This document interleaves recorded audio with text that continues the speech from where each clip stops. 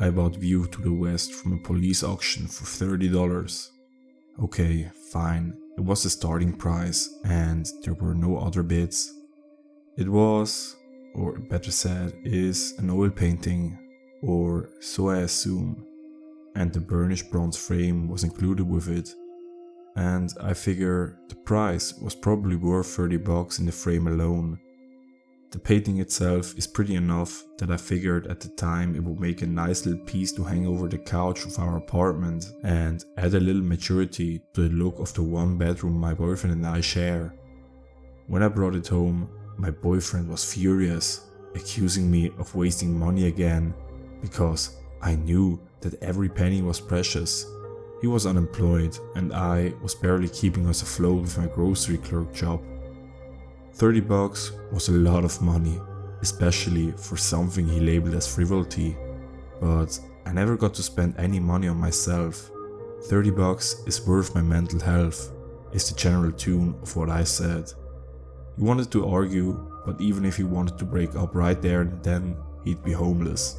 No close living family to speak of. Besides, we were technically in love and he couldn't leave me without putting some major thought into it. I wish I could tell you what the painting looked like, but I don't remember by now. I only remember the frame with its intricate little floral design and details. It's heavy, like real bronze, and the painting itself is about 3 feet wide and 2 feet tall, plus a few inches for the frame. There's no signature on it, which pointed to something maybe mass manufactured, but the texture on the canvas, I'm trashy and touched it, shut up, made me think that it might be hand painted. I hung it up over the couch as planned, without the help of my boyfriend, who still stubbornly clung to the notion that it was a waste of money. He slept underneath it on the couch that night when I told him it was my money and I was allowed to spend it. The morning after, as I was getting ready for work, my boyfriend seemed shaken. I asked him what was wrong, knowing he was about to pick another fight over the stupid painting I bought at the auction. The painting, he said, was making him uneasy all night. There was something weird about it, and he said he wanted me to take it back to the auction to see if I could get my money back. Of course, I didn't do that. It was a lame excuse anyway, and I had to work the next few days.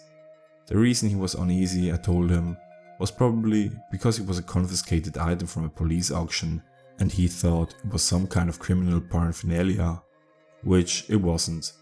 When I got home from work, he was still at home like usual, but instead of lounging on the sofa watching Dr. Phil, he was sitting in the middle of the living room floor, looking up at the painting like he was worshipping Christ himself.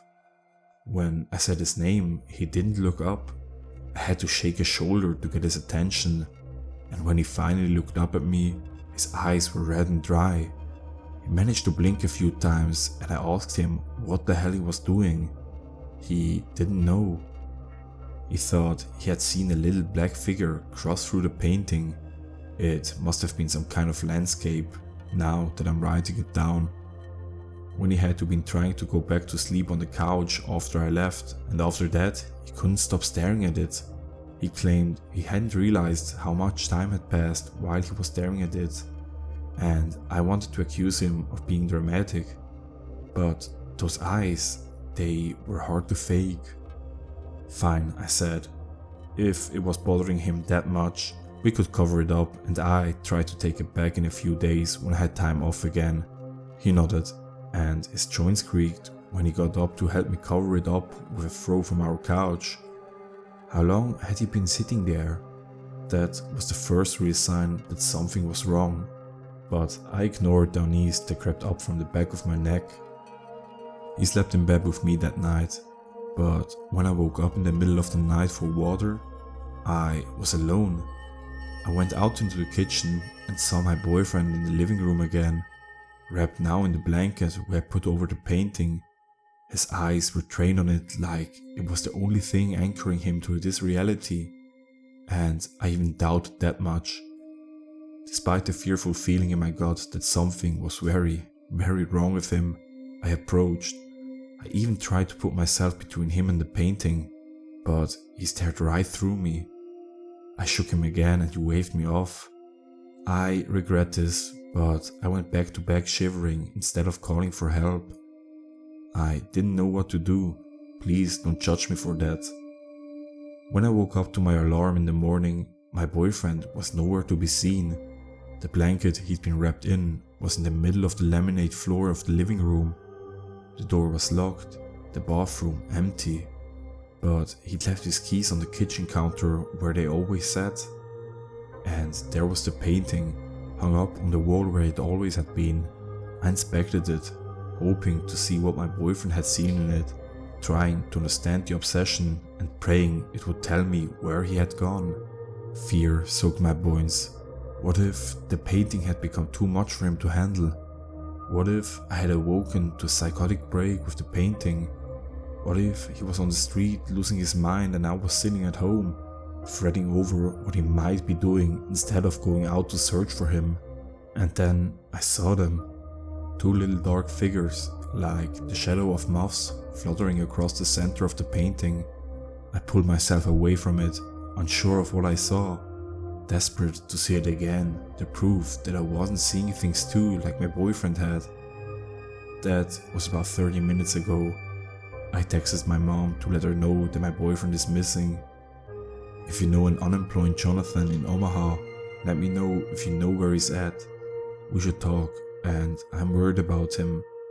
In the meantime, I'm going to look at the painting again to watch for the figures one more time.